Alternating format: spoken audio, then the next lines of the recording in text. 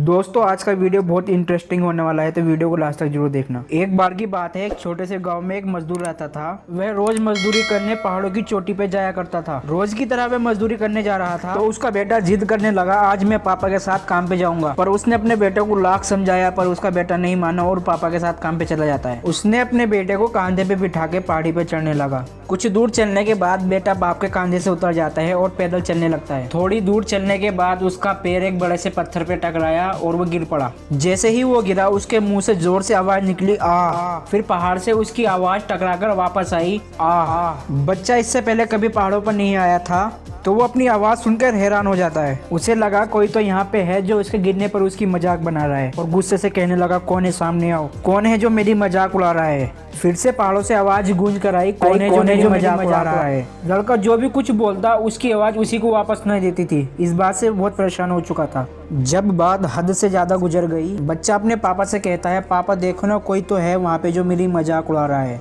मैं जो भी बोलता हूँ वो मेरी नकल करता है। बेटे की बात बाप समझ जाता है और जोर से चिल्ला के बोलता है, तुम इस दुनिया में सबसे अच्छे बेटे हो। पहाड़ों से भी आवाज गूंज कर आई, तुम इस दुनिया में सबसे अच्छे बेटे हो। लड़का हैरानी से कहता है, पापा कौन है ये? कुछ ही देर पहले ये मेरी मजाक उड़ा रहा था और अब मुझे दुनिया का सबसे अच्छा बेटा बोल रहा है। लड़के के पापा ने जवाब देते हुए कहा, ये तुम्हारी ही आवाज है। अगर हम पहाड़ों पर आकर कुछ बोल लेंगे तो हमारी आवाज ही वैसी ही हमें सुनाई देती है। ठीक इसी तरह हमारी जिंदगी में भी ऐसा ही होता है। अगर तुम जिंदगी को बोझ समझोगे तो जिंदगी तुम पे बोझ बन जाएगी। अगर तुम जिंदगी में अपने आप को महान समझोगे तो इसका मतलब तुम महान हो, क्योंकि तुम जो अपने आप को मानते हो एक दिन वैसा ही बन जाओगे।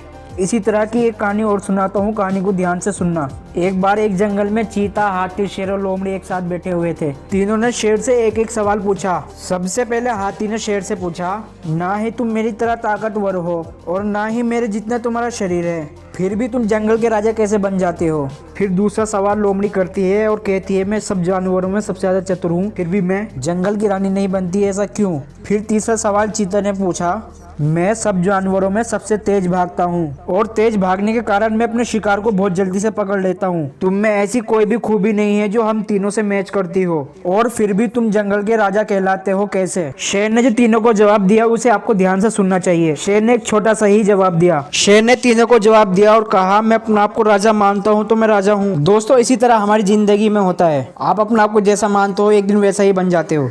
दोस्तों अगर आपको इस वीडियो से थोड़ा सा भी नॉलेज मिला हो तो इस वीडियो को लाइक करें और मेरे चैनल को भी सब्सक्राइब कर दें। दोस्तों मैंने इस वीडियो पे 1000 सब्सक्राइब का टारगेट रखा है। मैं उम्मीद करता हूँ आप पूरा करा दोगे। आप जैसे अच्छे लोग होंगे तो पूरा करा ही दोगे। दोस्तों अभी तक के लिए बस इतना ही, मिलते हैं और एक नई वीडियो के साथ।